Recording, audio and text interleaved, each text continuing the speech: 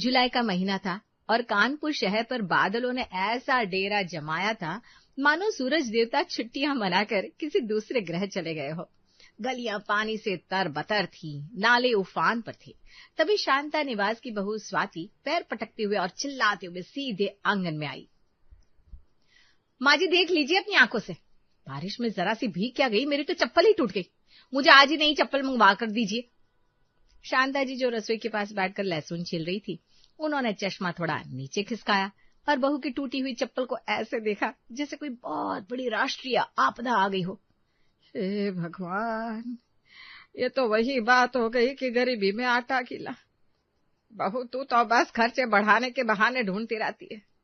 Mummy जी एक तो आप इतना सारा सामान बता देती हो, आपको क्या पता बाहर क्या माहौल है। दुकान पानी में तैर रही थी, कैसे कूद कूद के मेंढक की तरह पानी बचा बचा के सामान लेकर आई हूँ, वो तो बस मैं ही जानती हूँ। ऊपर से आप मुझे ही सुना रही हो, मेरी चप्पल टूट गई है, मुझे आज ही आप नई चप्पल मंगवा कर दो। ये तो मायके में मेरी मम्मी ने दिए थे, तो मैं एक साल से घिस घिस कर पहन रही थी, आज आपके चक्कर में टूट गए। मुझे नई चप्पल चाहिए बस। शांता जी ने लहसुन साइड में रखा और छाती पर हाथ रख दिया। अरे राम राम राम, एक तो ऐसे ही इस टाइम हाथ टाइट है, घर में इतने खर्चे हैं, तुझे नहीं पता क्या कि घर में कुछ ही महीनों में अपनी बिटिया की शादी है और तू रोज रोज खर्चे पर खर्चे बढ़ाए दे रही है। कल तुझे सावन की हरी चूड़िया और साड़ी चाहिए थी, जाने क्या क्या नखरे तेरे, तू वो सब लेकर आ गई। तब बारिश नहीं थी ना तब नाले उफान मार रहे थे, तब तो हवा में उड़ी बाजार पहुंच गई। आज मैंने 2 कान बता दिए तो महारानी ने चप्पल तोड़ ली। अरे बहू थोड़ा तो रहम खा जा मुझ पर नहीं तो अपने इस बूढ़े ससुर पर ही रहम खा जा। तेरी ननद की शादी है, पड़ोसी की नहीं, थोड़ा हाथ बचा के रख, नहीं तो भीख मांगने की नाव बता जाएगी। माँ जी आप तो बस मुझसे ही सारा हाथ सिकुड़ना करवा दो, घर में सबके खर्चों पर तो आपकी कोई लगाम है नहीं, बस बहू दिखे तो सारा बजट का ज्ञान उड़ेल दो। जंग शुरू ही हुई थी कि तभी कमरे से हाथ में अखबार लिए दीनदयाल जी बाहर निकले। उन्होंने माहौल का तापमान भांपते हुए बीच बचाव करने की कोशिश की। अरे बेटा स्वाति, गुस्सा मत करो, तुम्हें तो पता ही है कि अपने घर में समस्या है इस टाइम। शादी का घर है, एक एक पैसा सोच समझ कर खर्च करना पड़ रहा है। कुछ ही दिन की बात है बेटा, फिर शादी निपट जाए तो तुझे 1 क्या 2 जोड़ी चप्पल मंगवा दूंगा, थोड़ा सब्र रखो। और तुम सुनो ना भाग्यवान, मैं क्या कह रहा था कि ऊपर वाले कमरे की छत वो रात में बारिश तेज हो गई थी ना, तो टपक रही थी। मैं सोच रहा था चलो मिस्त्री को बुलाकर उसे ठीक करवा लेते हैं, पानी नीचे आ जाएगा तो सारा सामान खराब हो जाएगा। इतना सुनते ही शांता जी ने तो जैसे कोई बिजली का तार छू लिया हो, वो एकदम से भड़क उठी। पगला गए हो क्या?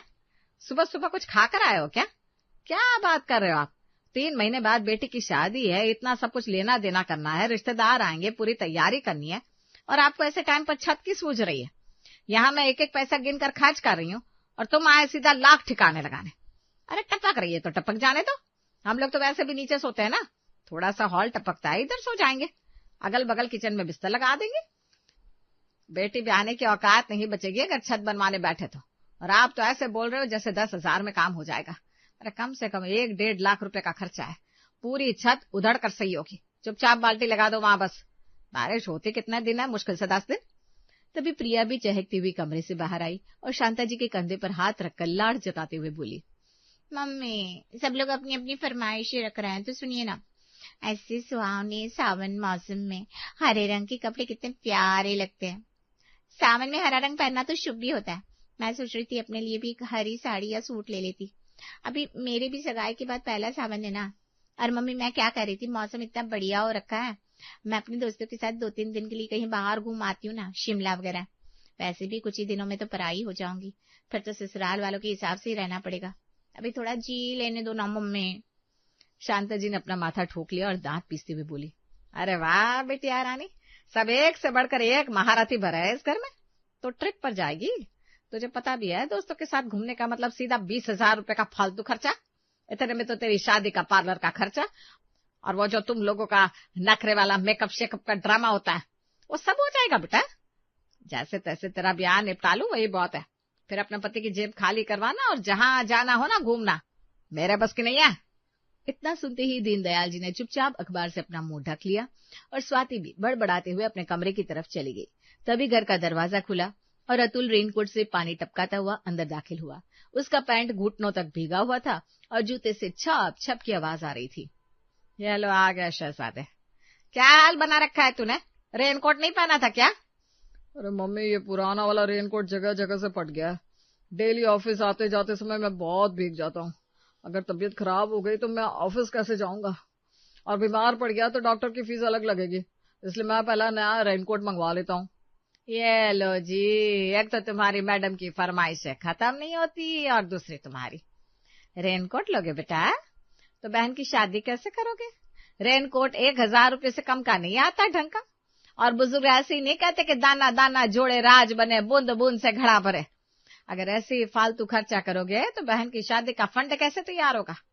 हमें उनकी भी तो सब फरमाइशें पूरी करनी है। समाज में अपना कुछ मान सम्मान देखना है कि नहीं? मैं बता दे रही हूँ, ये फिजूल खर्ची सबके बंद। शादी तक 1 रुपया भी फालतू नहीं खर्चना है। मम्मी, क्या बात करती हो आप भी?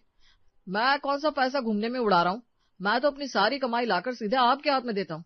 1000 रुपए का रेनकोट मांग लिया तो जैसे कोई जुर्म कर दिया। तो बेटा मैं कौन सा सारे पैसे खा रही हूँ? मैंने तो सावन में अपने लिए एक नई साड़ी तक नहीं खरीदी। पुरानी साड़ी का पल्लू ढक कर काम चला रही हूँ।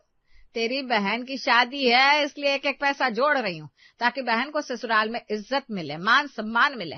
कल को कोई ताना ना मारे कि नंगे हाथ आ गई, उसे कोई दुख ना भोगना पड़े। बस इसीलिए मैं कंजूस बनी बैठी हूँ। वरना कर्ज का क्या है, लेते टाइम थोड़ा लगता है, लौटते हुए जान पर बनाती है। माँ की बात सुनकर घर में थोड़ा सन्नाटा छा गया। अतुल चुपचाप अंदर जाने लगा। तभी हॉल में लगे पुराने रंगीन टीवी से अचानक जोरों की आवाज आई। न्यूज एंकर बड़े ही सनसनीखेज अंदाज में चिल्ला रहा था। विशेष चेतावनी, मौसम विभाग का रेड अलर्ट। अगले 5 दिनों तक कानपुर और आसपास के इलाकों में भयंकर बारिश और आंधी की संभावना। नागरिक अपने अपने घरों में सुरक्षित रहे और बहुत जरूरी काम हो तभी बाहर निकले। इतना सुनते ही शांता जी के हाथ से लहसुन की कटोरी लगभग छूट ही गई। ये लो जी, एक तो ऐसे ही घर में इतनी दिक्कतें हो रखी थी, अगर इतनी भयंकर बारिश होगी तो हमारा घर तो बह जाएगा। इतने बारिश में तो पूरा घर ही टपकेगा, फिर हम कहाँ जाएंगे, क्या करेंगे? शांता जी के घर की बनावट ऐसी थी कि नीचे सिर्फ 2 ही कमरे थे और एक छोटा हॉल था। ऊपर 2 कमरे थे जिनकी छत बुरी तरह टपक रही थी, यानी ऊपरी मंजिल पूरी तरह से तबाह हो चुकी थी। नीचे वाले एक कमरे में स्वाति और अतुल रहते थे और दूसरे कमरे में प्रिया, शांता जी और दीनदयाल जी सोते थे। अभी सब लोग टीवी स्क्रीन पर बारिश की न्यूज देख रहे थे कि लैंडलाइन फोन की घंटी बज उठी। शांता जी ने झटपट फोन उठाया। हेलो जी। दूसरी तरफ से प्रिया की होने वाली सास दया जी की आवाज आई। हेलो शांता जी, नमस्ते, कैसी हैं आप? अरे बहन जी नमस्ते नमस्ते, बस सब भगवान की कृपा है। आप बताइए आप कैसी हैं? समधी जी कैसे हैं? बच्चे सब कैसे हैं? सब बढ़िया जी। दरअसल मैं तो प्रिया के लिए कानपुर की साड़ियां बहुत फेमस है ना, तो वही चढ़ावे की साड़ियां खरीदने बाजार आई थी। फिर बारिश शुरू हो गई तो सोचा पास ही में है आप लोग, तो क्यों ना आप लोगों से भी मिल लूं। शांता जी का दिल धक से रह गया, लेकिन लोक लाज के मारे चेहरे पर बनावटी मुस्कान लानी पड़ी। अरे हाँ जी, क्यों नहीं। अब तो हम दोनों होने वाले एक ही परिवार है, आप आ जाइए, हमारा घर तो आप ही का घर है। तो ठीक है, आती हूँ बस कुछ ही देर में। फोन रखते ही शांता जी के पसीने छूट गए। पीछे से स्वाति, अतुल और प्रिया सब दौड़ कर आए। मम्मी किसका फोन था? अरे बाप रे, तेरी होने वाली सास यानी दया जी का फोन था। प्रिया बेटा, वो लोग अभी कुछ ही घंटों में घर आ रहे हैं, तेरे लिए साड़ियां और चढ़ावा लेने आए थे कानपुर, बारिश में फंस गए। उनका मन है कि हम लोगों से भी मिल ले, तो इधर ही आ रहे हैं। स्वाति ने अपना सिर पीट लिया, क्योंकि उसे पता था बारिश में उसका काम बढ़ने वाला था। अब ओ मम्मी जी, ऐसे मौसम में मेहमान, घर में खाने का सामान इतना कम है, नाश्ते में नमकीन बिस्किट भी खत्म हो रहे हैं, और तो और सब्जी भी मैं कम ही लेकर आई हूँ। हमारा बचत अभियान जो चल रहा है, कैसे होगा? सब कितने लोग हैं वो? अरे तू क्यों चिंता कर रही है बहू, कैसे भी करके आज का देख लेना। नमकीन में वो डिब्बे में थोड़ी मूंगफली रखी है ना, और मुरमुरा रखी है ना, उसको पोहा मिलाकर कढ़ी पत्ता डालकर फ्राई कर देना। उसमें थोड़ी सी भुजिया मिला देना, ऊपर से थोड़ा नींबू और बारीक प्याज काटकर मिला देना, बढ़िया मसालेदार नमकीन बन जाएगी। और अदरक वाली कड़क चाय बना देना। और खाने में क्या है, बस गोभी की सूखी सब्जी बना देना और दाल। मिठाई थोड़ी सी हम बाहर से मंगवा लेंगे, या फिर सूजी का हलवा बना लेना। इतना तो हो ही जाएगा, कौन सा वो रुकेंगे, शाम तक चले जाएंगे, अपनी गाड़ी से आए हैं वैसे। ठीक है माँ जी, जैसा आप कहो। तो भाई घर में तो अफरा तफरी मच गई। ऊपर वाले कमरे टपक रहे थे तो दीनदयाल जी और अतुल भागकर ऊपर गए और पुरानी पल्लियां, प्लास्टिक की तिरपाल और पुरानी साड़ियां छत पर बिछाने लगे, ताकि पानी नीचे कम टपके। नीचे शांता जी और स्वाति सफाई में जुट गई।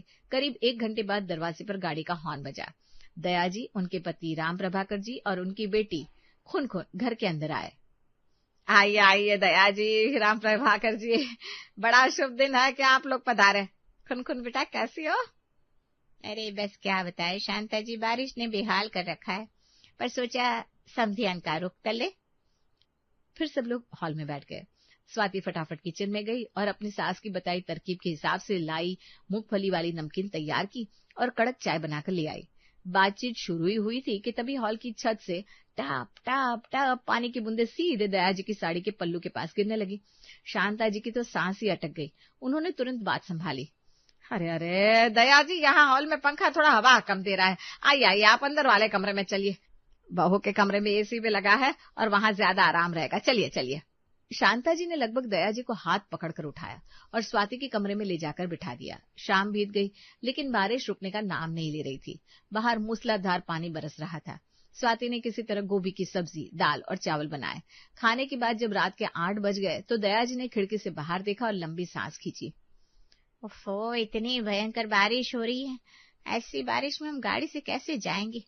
सड़कों पर तो 2-2 फीट पानी भरा होगा। क्यों ना हम आज रात आप ही के पास रुक जाते हैं, थोड़ा मेल मिलाप भी हो जाएगा, थोड़ा प्रिया को भी जान समझ लेंगे, उसकी आदतें कैसी है, स्वभाव कैसा है। खुन भी अपनी होने वाली भाभी से थोड़ी बातचीत कर लेगी। ये सुनकर शांता जी के दिल पर तो जैसे सांप लौट गया, लेकिन चेहरे पर बत्ती सी दिखाते हुए बोली, हाँ जी हाँ, क्यों नहीं। अब तो प्रिया आप ही की बेटी है, इसको जीवन भर आप ही के साथ रहना है। एक दूसरे को जानना समझना बहुत जरूरी है। आप बिल्कुल रुकिए, ये तो हमारा सौभाग्य है। अब असली आफत शुरू हुई। मेहमानों के रुकने का मतलब था 3 और पेट, और वो भी समधी पक्ष के। ऊपर से दोनों कमरे पूरी तरह टपक रहे थे। नीचे सिर्फ 2 कमरे थे। एक कमरे में दया जी, राम प्रभाकर जी और खुन को सुलाया गया। दूसरे कमरे में प्रिया, शांता जी, दीनदयाल जी, अतुल और स्वाति ने किसी तरह गद्दे बिछाकर हाथ पैर समेट कर रात काटी। अगले दिन सुबह हुई तो बारिश थमने की जगह और तेज हो गई। अरे शांता जी, आज तो मौसम और खराब है, ऐसे में निकलना तो खतरे से खाली नहीं। ऐसे करते करते 1 दिन, 2 दिन, 3 दिन और फिर 4 दिन बीत गए। समधी जी का जाने का नाम ही नहीं था। वो रोज बहाना बना देती। अरे ऐसी बारिश में कैसे जाए, रास्ता बंद है। बेचारी स्वाति की हालत खराब हो चुकी थी। घर का राशन पूरी तरह खत्म होने की कगार पर था। समधियों के सामने सूखी रोटी तो परोसी नहीं जा सकती थी। तीसरे दिन जब सब्जी खत्म हो गई तो स्वाति ने बेसन के गट्टे की सब्जी बनाई। चौथे दिन जब गट्टे भी खत्म हो गए तो उसने सूजी के चीले और बेसन की कढ़ी बनाकर ऐसे पेश किया जैसे कोई बहुत बड़ा शाही व्यंजन हो। हे भगवान, ये मेहमान है या आफत, जाने का नाम ही नहीं ले रहे। ऊपर से रोज नया नाश्ता चाहिए। मेरी चप्पल टूटी पड़ी और यहाँ संदन जी रोज मलाई कोफ्ता के सपने देख रही हैं। दीनदयाल जी और शांता जी कोने में जाकर धीरे से फुसफुसाते हैं। भाग्यवान, राशन के पैसे खत्म हो गए। अतुल की सैलरी आने में अभी हफ्ता भर है। समधी जी से जाने को भी नहीं कह सकते, रिश्ता टूट जाएगा। अरे तो मैं क्या करूं, मेरी भी अकल काम नहीं कर रही। क्या करूं, शादी के नाम के पैसे रखे हैं, उन्हें ही निकालना पड़ेगा। अब तो घर में सिर्फ चावल और चना बचा है। 5वें दिन की सुबह हुई। बारिश थोड़ी धीमी पड़ चुकी थी, लेकिन आसमान में काले बादल अभी भी मंडरा रहे थे। भाई साहब, ऊपर के कमरे किराए पर लगा है क्या? 2 मंजिला घर है आपका, फिर भी आप सब यहीं एक कमरे में रहते हैं? जी वो क्या है ना, साथ रहने से प्यार बढ़ता है, इसलिए हम लोग साथ साथ रहते हैं। अब वो घर भी क्या घर कि सब अलग अलग कमरों में पड़े रहे। वाह बेटा, बड़े ऊंचे संस्कार है तेरे। अच्छा चलिए, आज चाय ऊपर ही पी लेते हैं, नीचे तो कई दिन से रह रहे हैं। मना करने पर भी दया ऊपर पहुंच जाती है। ऊपर हॉल में दया जी, राम प्रभाकर जी, खुन, शांता जी और पूरा परिवार बैठा हुआ था। स्वाति सबके लिए चाय लेकर आई थी, तभी अचानक आसमान में जोर से बिजली कड़की और भयानक तूफान आया। हवा के इतने तेज झोंके आए कि ऊपर छत पर अतुल और दीनदयाल जी ने जो पल्ली तिरपाल बांधी थी वो उड़ गई। और फिर वही हुआ जिसका डर था। टाप टाप टाप गंदा पानी सीधे दया जी के सिर और उनकी चाय के कप में आ गिरा। दया जी की महंगी साड़ी पर छत का चूना और काला पानी गिर गया। दया जी चीख पड़ी, अरे बाप रे, ये क्या है? शांता जी, दीनदयाल जी और अतुल का चेहरा शर्म के मारे एकदम लाल हो गया। स्वाति ने अपनी आंखें बंद कर ली। घर की पूरी पोल पट्टी खुल चुकी थी कि छत टपक रही है और ये लोग पल्ली लगाकर काम चला रहे थे। अरे वो दया जी, असल में ना थोड़ा सा पानी आ गया, छत का काम बस शुरू ही होने वाला है एक आध दिन में। माहौल में शांति और शर्मिंदगी छा गई। शांता जी सोच रही थी कि क्या सफाई दे। तभी दया जी के फोन की घंटी बजी। फोन उनके बेटे यानी कि प्रिया के होने वाले पति का था। दया जी ने घबराकर फोन उठाया, लेकिन हड़बड़ाहट में उनका फोन स्पीकर पर चला गया और स्क्रीन हैंग हो गई। दया जी बटन दबाती रही पर स्पीकर बंद नहीं हुआ। फोन से उनके बेटे की तेज और साफ आवाज पूरे हॉल में गूंज उठी। Hello mummy. अरे मम्मी, खूब रह लिए प्रिया के घर, अब तो बाहर बारिश भी बंद हो गई है। टीवी पर दिखाया कि आज बारिश थम जाएगी, तो जो थोड़ी बहुत छुटपुट हो रही है ना वो भी बंद हो जाएगी बस। और मैं भी यहाँ बुआ जी के घर खूब रुक लिया। अब अपने घर के कमरे टपकना बंद हो गया। वो जो छत का पानी हमारे घर में भर रहा था ना, अब सूख गया। चलो किसी को कुछ पता नहीं चला और ये तूफानी बरसात का समय भी कट गया। अब आप आ जाओ, मैं आपको रास्ते में मिल जाऊंगा चौराहे पर, फिर हम लोग सब साथ में घर चल देंगे। बेटे की बात पूरी होते ही हॉल में इतनी गहरी शांति हो गई कि अगर एक सुई भी गिरती ना तो उसकी आवाज सुनाई दे जाती। दया जी का चेहरा एकदम सफेद पड़ गया। राम प्रभाकर जी ने नजरें नीचे झुका ली और खुनखुन अपनी उंगलियां चटकाने लगी। शांता जी, दीनदयाल जी, स्वाति और अतुल सबकी आंखें फटी की फटी रह गई। असलियत ये थी कि दया जी की अपने घर की छत टपक रही थी और उनके घर में पानी भर गया था। इसीलिए वो बारिश का बहाना बनाकर 5 दिनों से प्रिया के घर डटी हुई थी, ताकि अपने घर के टपकने की समस्या से बच सके और समधियाना में मुफ्त की दावत उड़ा सके। दोनों परिवार एक दूसरे का मुंह ताक रहे थे। दया की ढोल की पोल खुल चुकी थी और शांता के घर का राज भी सबके सामने आ चुका था। जी वो दया जी कुछ ना बोल पाई। वे बोलती भी क्या, मिडिल क्लास परिवारों का यही तो दस्तूर है। चाहे कोई लड़की वाला हो या लड़के वाला, हैसियत और समस्याएं सबकी एक जैसी ही होती है। टपकती छतें, टूटी चप्पलें, सीमित राशन और दिखावे की झूठी दीवारें। बस फर्क इतना होता है कि हर कोई दूसरे के सामने अमीर दिखने का नाटक करता है, जबकि हकीकत में सब एक सी परेशानी झेल रहे थे। दोनों समधन एक दूसरे को देखती हैं और फिर एक फीकी समझदार मुस्कान दोनों के चेहरे पर आ जाती है। अरे बहन जी, छती तो टपक रही है, ये कौन सा इतना बड़ा मुद्दा है कि आपको यूं शर्मिंदा होना पड़े।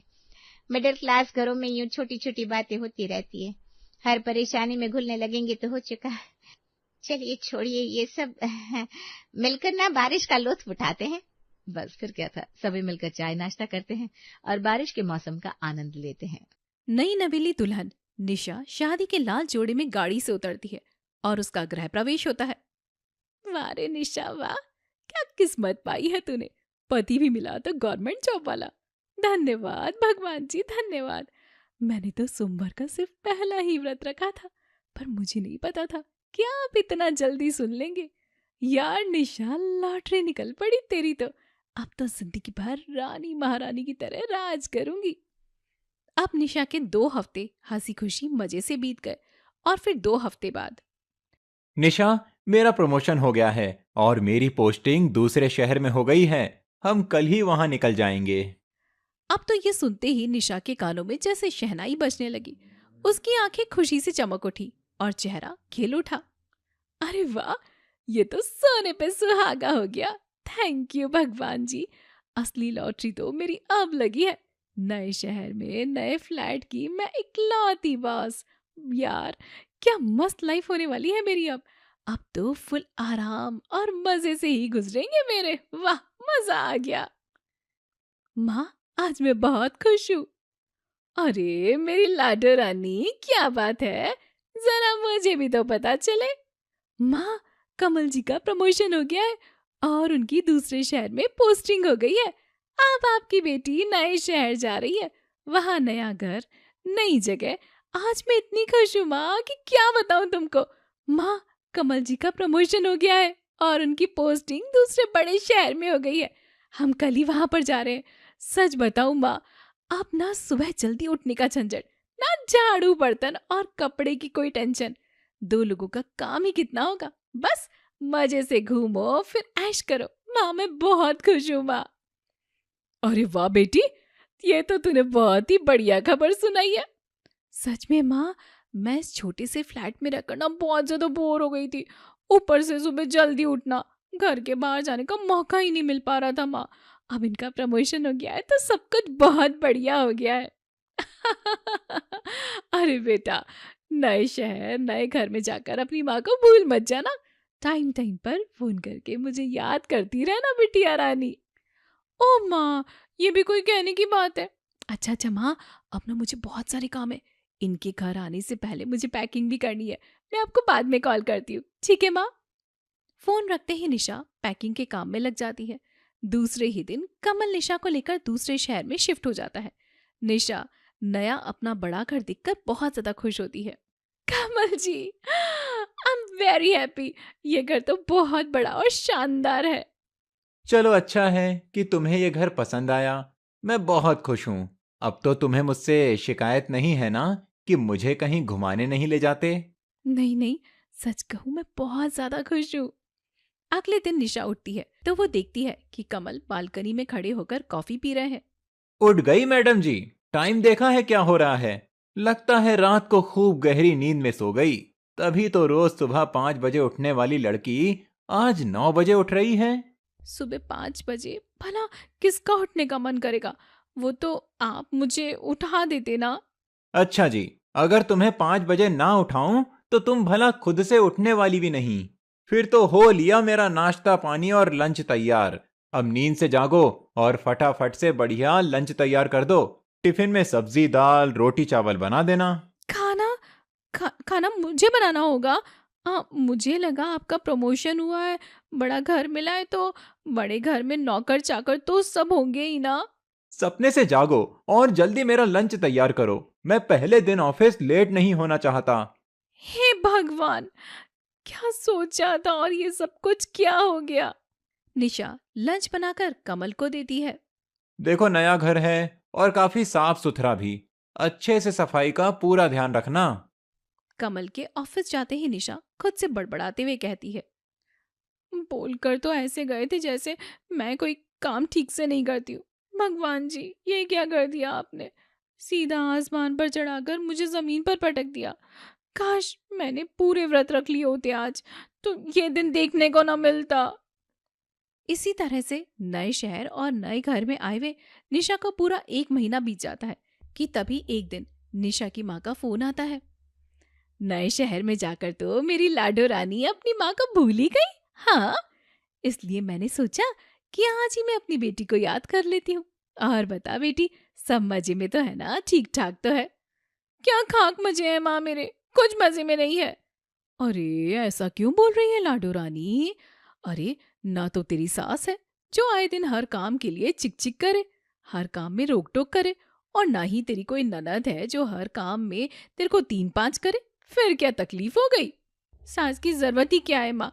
मेरा इकलौता पति ही काफी है सास की कमी पूरी करने के लिए। कुछ समय पहले। क्या यार निशा, तुमने आज फिर से दाल रोटी बना दी। अरे कभी तो कुछ ढंग का बना दिया करो। ऊपर से रोटी इतनी मोटी बनाई है कि चबाने में भी अच्छी खासी मेहनत करनी पड़ रही है। आपको तो मेरी हर चीज में नुक्स निकालने की आदत पड़ गई है। एक तो इतना बड़ा घर है कि काम करते करते मेरी कमर टूट जाती है। ऊपर से आप हो कि मुझे हर बात पर ताने कसते रहते हो। अरे बाबा, तुम तो बड़ी जल्दी फुग्गे जैसी मुंह फुला लेती हो। और मैं तुमसे कुछ कह थोड़ी रहा हूँ। मैं तो बस तुम्हें समझा रहा हूँ। आगे से ध्यान रखना। अच्छा, मैं ऑफिस चलता हूँ। घर की अच्छे से साफ सफाई कर लेना। ये लो जी, एक सास कम थी जो भगवान जी आपने दूसरी सास भी भेज दी यहाँ पर।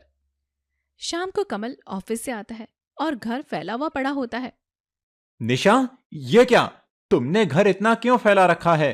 आज दिन भर तुमने क्या किया जो तुम्हें इतना भी टाइम नहीं मिला कि घर ठीक कर सको? भगवान जी, मैं बहुत खुश थी कि मेरी सास हमारे साथ नहीं रहती, मजे से अपनी लाइफ जीऊंगी। पर यहाँ तो उल्टा ही पति सास से कम नहीं है। मेरा पति घर में सास बना बैठा है। सास वाले पूरे सारे के सारे गुड़ कूट कूट कर भरे हुए हैं मेरे पति देव में। अब सोच क्या रही हो? सब जल्दी से उठकर सही जगह पर रखो। बेचारी निशा सभी चीजों को सही जगह पर रखती है और फिर शाम को खाना बनाने का समय हो जाता है। निशा खाना बनाकर कमल को देती है तो बर्तन में कुछ लगा हुआ देखकर कमल भड़क जाता है। यार निशा, ये क्या है? ये थाली के किनारे पर क्या चिपका हुआ है? बर्तन ठीक से नहीं धोए क्या? या सिर्फ पानी से निकाल कर ही रख दिए तुमने? जाओ, इसे फिर से साबुन से अच्छे से धोकर लाओ। हे भगवान, इनकी नजरें हैं या फिर कोई दूरबीन? इनके सामने तो मेरी सास भी फेल है। खुद तो खाना खाकर पसर जाएंगे और मुझे ना 100 काम बता देंगे। निशा फिर से थाली साफ करके कमल को देती है। अगले दिन कमल ऑफिस जाने के लिए तैयार होकर शर्ट पहन रहा था। तभी शर्ट पर लगा दाग देखकर वो निशा को आवाज देता है। निशा, जरा इधर आना। ये देखो, सफेद शर्ट की कॉलर पर कैसा पीला दाग लगा है। ऐसे धोते हैं सफेद कपड़े? इसे अभी वापस से दोबारा अच्छे से रगड़ कर धोना।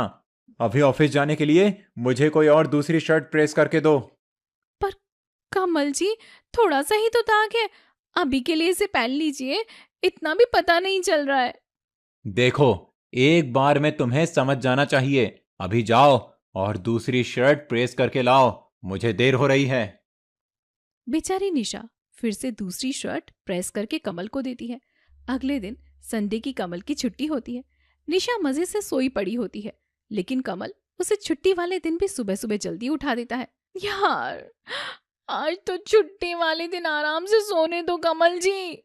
9 बज चुके हैं और कितना आराम से सोओगी? जरा ऊपर देखो, वो कोने में मकड़ी के कितने जाले लगे हुए हैं और फर्श पर कितनी धूल है। तुम दिन भर घर में रहकर आखिरकार करती क्या हो? आज पूरा घर अच्छे से चमकना चाहिए। हाँ, जैसे मैं तो यहाँ पर बैठकर पूरे दिन मूंगफली छीलती रहती हूँ। मन करता है इस झाड़ू से घर का नहीं, इनके दिमाग का जाला साफ कर दूं। उफ, ये पति है या फिर इंस्पेक्टर ऑफिसर है। बस माँ इसलिए फोन नहीं कर पाई। पति भी सास से कम थोड़ी ना है मेरे। इतना तो किसी घर की सास भी परेशान नहीं करती होगी जितना कि मेरा पति ने मुझे परेशान करके रखा हुआ है। सोचा था नए शहर में जाकर खूब मजे करूंगी, पर मुझे क्या पता था माँ कि मजा नहीं, यहाँ पर मुझे सजा मिलने वाली है। हाँ, मुझे तो लगा था मेरी बेटी नए शहर में जाकर मजे की जिंदगी जी रही होगी, घूमने फिरने गई होगी मेरी बेटी। लेकिन मुझे क्या पता था कि तुझे मुझसे बात करने का टाइम आखिर क्यों नहीं मिल पा रहा है। सच में बेटी, दामाद जी तो सास से भी बहुत ज्यादा परे निकले। हाँ बेटी, भगवान पर भरोसा रख, सब अच्छा हो जाएगा। अच्छा माँ, अब मैं फोन रखती हूँ, इनके आने का समय हो गया है। इतना कहकर निशा फोन रख देती है। शाम को कमल ऑफिस से घर पर आता है। निशा, जब मैं ऑफिस गया था तब भी घर ऐसे ही फैला पड़ा था, और जब मैं लौटा हूं तब भी ऐसा ही फैला हुआ है। तुमसे घर की सफाई भी ठीक से नहीं होती क्या? ये लो जी, आने की देरी नहीं हुई और शुरू हो गए। अरे ये कपड़े, ये तो सूखे हुए कपड़े हैं, बस तह लगाने के लिए रखे हुए हैं। बस मैं इन्हें अभी ना तह लगाने ही वाली थी। बस यही करने वाली थी, वो करने वाली। अरे 2 लोग हैं हम, और तुम्हें जरा सा काम करने में दिन भर लग जाता है। 2 लोगों का काम ना 10 के बराबर होता है, जिस तरीके से आप मुझसे काम करवाते हैं। 10 लोगों का काम लगता है तुम्हें 2 लोगों का? 2 बर्तन, 2 जोड़ी कपड़े, घर की सफाई, और काम ही क्या है तुम्हारे पास जो इतना लंबा चौड़ा लेक्चर दे रही हो? जाओ, जाकर जल्दी से मेरे लिए गर्मा गर्म चाय बनाकर लाओ, और साथ में पकौड़े भी। अरे हद होती है यार, कोई इतना काम कैसे करा सकता है? क्या भगवान जी, इससे अच्छा तो आप मुझे मेरी सास के पास ही रहने देते। निशा किचन में जाकर कमल के लिए चाय और पकोड़े बना देती है। चाय और पकोड़े खाने के बाद में कमल की नजर पर्दों पर पड़ती है। निशा, ये पर्दे तुमने कितने पहले धोए थे? कितनी धूल जमी हुई है इन पर। वो जब हम आए थे ना, तभी धोकर लगा दिए थे मैंने। 1 महीना हो गया है और तुमने कब से पर्दे नहीं धोए? कल ही इन्हें धोकर लगा देना। आप थकते नहीं हो क्या जी? जब देखो तब कमियां ही निकालते रहते हो। अरे मैं भी तो इंसान हूँ, क्या काम करते करते मैं थकती नहीं हूँ? तो मैंने कब कहा कि आराम मत करो, पर काम करना जरूरी है। लो, गई भैंस पानी में। इस आदमी का कुछ नहीं हो सकता। अब अगले दिन निशा घर के सारे पर्दे उतारकर अच्छे से धोकर सुखाकर उन्हें फिर से टांग देती है। बेचारी काम करते करते इतना ज्यादा थक जाती है कि वहीं पर सोफे पर बैठ जाती है। हे भगवान, क्या सोचकर मैं इस नए शहर में आई थी। सोचा था सासू माँ साथ में नहीं है तो अपने नए घर की इकलौती बॉस बनकर रहूंगी, फुल ऐश और मजे की जिंदगी जीऊंगी। खूब घूमूंगी, खूब फिरूंगी, पर मुझे क्या पता था कि मेरी ऐसी किस्मत निकलेगी। पति सास से भी कम थोड़ी ना है मेरा। निशा कुछ देर आराम करने के बाद फिर से काम में लग जाती है और फिर अगले दिन उठते ही निशा कमल को चाय और ऑफिस जाने के लिए कमल को कपड़े प्रेस करके देती है और फिर वही सब शुरू हो जाता है। निशा, ये चाय में चीनी कम क्यों है? शर्ट पर दाग क्यों है? ये बर्तन साफ क्यों नहीं धुले? अरे सास तो बेचारी फिर भी कभी कभी ताने मारती है, पर इस जनाब ने तो नुक्स निकालने की 24 घंटे की शिफ्ट लगा के रखी है। इनका कुछ नहीं हो सकता। सच कहती हूँ, पति भी सास से कम नहीं है।